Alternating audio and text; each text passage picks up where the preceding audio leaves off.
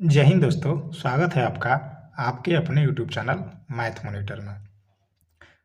आज की इस वीडियो में हम लोग सीखेंगे नंबर सिस्टम के बेसिक कॉन्सेप्ट को, क्योंकि किसी भी सवाल को बनाने से पहले जब तक आपका बेसिक कॉन्सेप्ट क्लियर नहीं होगा तब तक आप उस सवाल को अच्छे से सोल्व नहीं कर पाएंगे। तो आज का वीडियो बहुत ही खास होने वाला है उन लोगों के लिए जिन लोगों को मैथ के कुछ बेसिक कॉन्सेप्ट होते हैं, बेसिक पॉइंट होते हैं जिनके बारे में उन्हें जानकारी नहीं है। तो वह लोग इस वीडियो को शुरू से लेकर अंत तक जरूर देखें। देखिए, प्राकृतिक संख्या नेचुरल नंबर किसे कहते हैं?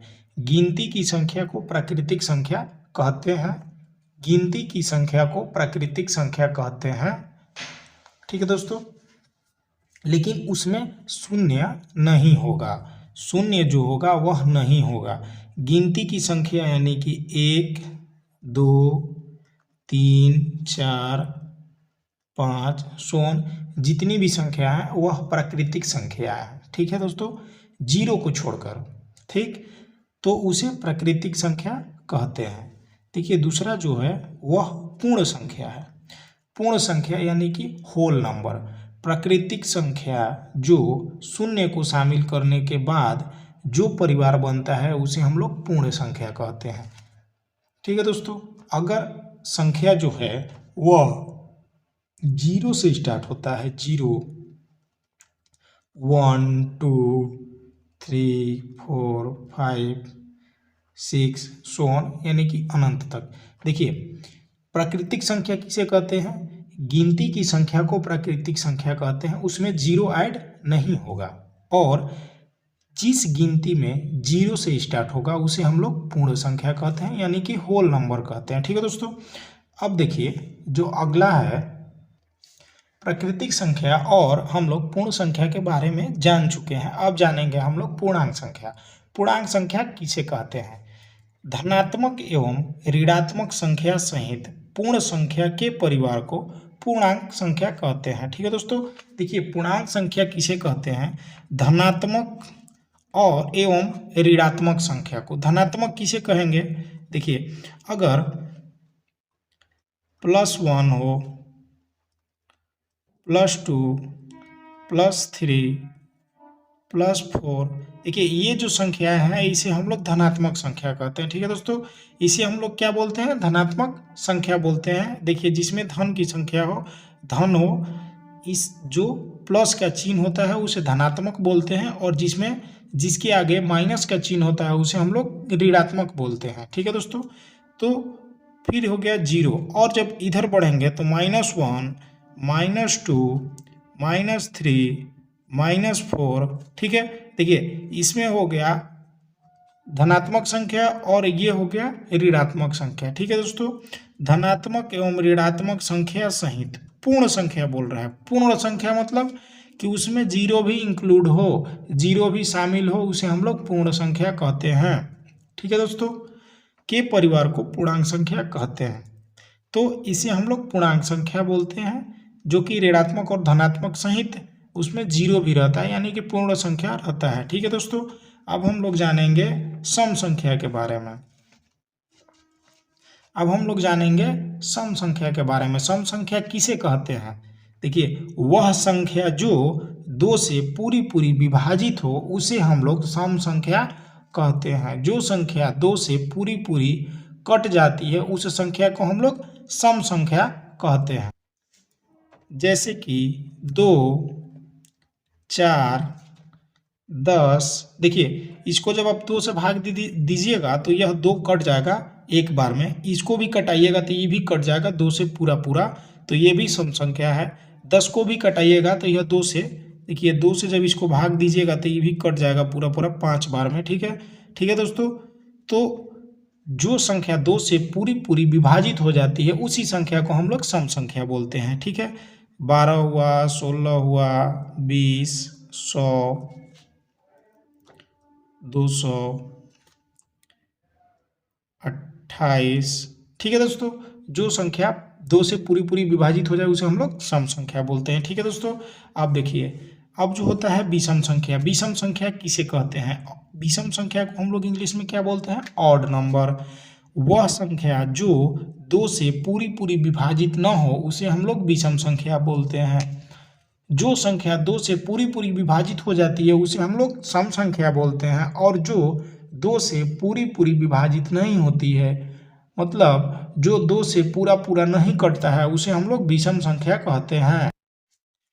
जैसे हो गया 3, ठीक है दोस्तों, 3 को आप 2 से भाग दीजिएगा तो यह कटेगा नहीं। 5 हो गया, ठीक है दोस्तों, 9 हो गया, 11 हो गया, 15 हो गया, 19 हो गया, 21 हो गया। इस सब को आप 2 से भाग दीजिएगा तो यह सब कटेगा नहीं, इसलिए इसे हम लोग विषम संख्या कहते हैं। 121 हो गया। ये जितनी भी सारी संख्या हैं वह विषम संख्याएं हैं। विषम संख्या उसे कहते हैं जो कि 2 से पूरी पूरी विभाजित न हो, उसे हम लोग विषम संख्या कहते हैं। ठीक है दोस्तों, अब देखिए अब जो है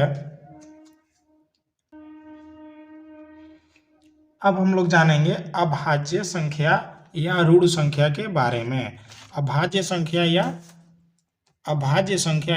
ऋण संख्या, जिसे हम लोग प्राइम नंबर बोलते हैं। ठीक है दोस्तों, देखिए 1 से बड़ी वे प्राकृतिक संख्या, यहाँ पे देखिए बोल रहा है प्राकृतिक संख्या, जो केवल एक और अपने आप से पूर्णतः कटता हो अभाज्य संख्या कहलाता है। ठीक है दोस्तों, वह अभाज्य संख्या कहलाता है। देखिए इसका कहने का मतलब जो प्राकृतिक संख्या है, 0 तो इसमें इंक्लूड होगा नहीं, प्राकृतिक संख्या 1 से स्टार्ट होता है। 1 से बड़ी वे प्राकृतिक संख्या, देखिए 1 से बड़ी, 1 नहीं बोल रहा है, 1 जो है वो अभाज्य संख्या नहीं है। 1 जो है वह अभाज्य संख्या नहीं है दोस्तों। 1 से जो बड़ी संख्या है, जो कि वह केवल अपने आप से ही कटता है और 1 से कटता है, उसे हम लोग अभाज्य संख्या या ऋण संख्या बोलते हैं। जैसे कि 2 हो गया, 2 देखिए जो 2 है वह कटेगा तो सिर्फ अपने आप से कटेगा और नहीं तो 1 से कटेगा। ठीक है दोस्तों, तो ये हो गया अभाज्य संख्या या ऋण संख्या। 3 भी जो है वह 3 जो है केवल 3 से कटेगा और 3 से कटेगा और वह खुद 1 से कटेगा। ठीक है दोस्तों, इसी प्रकार 5 हो गया, ठीक है, यह भी अपने आप से ही कटेगा और 1 से कटेगा। 7 हो गया। ठीक है दोस्तों, देखिए जो 9 होता है वह अभाज्य संख्या नहीं है। 9 अभाज्य संख्या क्यों नहीं है दोस्तों? देखिए यह इसको जब आप कटाइएगा तो यह 3 से भी कट जाएगा, कितने बार में? 3 बार में। ठीक है दोस्तों, और फिर 9 को जब आप 9 से कटाइएगा तो कट जाएगा 1 बार में। देखिए यह 2 संख्या से कट रहा है, तो जब कोई संख्या 2 संख्या से कटता है तो वह अभाज्य संख्या, उसे हम लोग नहीं बोलेंगे। अभाज्य संख्या हम लोग उसे बोलेंगे जो कि वह केवल 1 से कटे और अपने आप से कटे, उसी को हम लोग अभाज्य संख्या बोलते हैं। ठीक है दोस्तों, तो 9 जो है वह अभाज्य संख्या नहीं है। फिर उसके बाद 11 हो गया, ये भी अभाज्य संख्या है। ठीक है दोस्तों, 11 भी अभाज्य संख्या है। 13 भी अभाज्य संख्या है। 15 अभाज्य संख्या नहीं होगा, क्योंकि 15 जो है वह 5 से भी कटेगा, 3 से भी कटेगा और 1 से भी कटेगा। तो ये देखिए 3 संख्या से कट रहा है, इसलिए जो 15 है वह अभाज्य संख्या नहीं होगा दोस्तों। ठीक है, 17 जो है वह अभाज्य संख्या होगा। 21 जो है ये भी अभाज्य संख्या नहीं होगा, ये भी अभाज्य संख्या नहीं होगा, क्योंकि 21 जो है वह 7 से भी कटता है, 3 से भी कटता है। ठीक है दोस्तों, 21 से भी कटेगा और 1 से भी कटेगा। ठीक है दोस्तों, उसके बाद हो गया 19 भी अभाज्य संख्या है।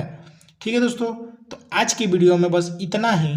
फिर नेक्स्ट वीडियो में हम लोग बात करेंगे अभाज्य संख्या के बारे में। अभाज्य संख्या के बारे में कुछ विस्तृत जानकारी को बताएंगे हम। तो आप मेरे चैनल से जुड़ने के लिए मेरे चैनल को सब्सक्राइब करें। अगर मेरा वीडियो आप लोगों को अच्छा लगे तो लाइक करें, कमेंट कर मुझे यह ज़रूर बताएं कि आपको किस टॉपिक पे वीडियो चाहिए, तथा यह सारी जानकारी अपने दोस्तों के साथ भी शेयर करें। ठीक है दोस्तों, फिर मिलते हैं नेक्स्ट वीडियो में कुछ नए जानकारी के साथ। तब तक के लिए जय हिंद।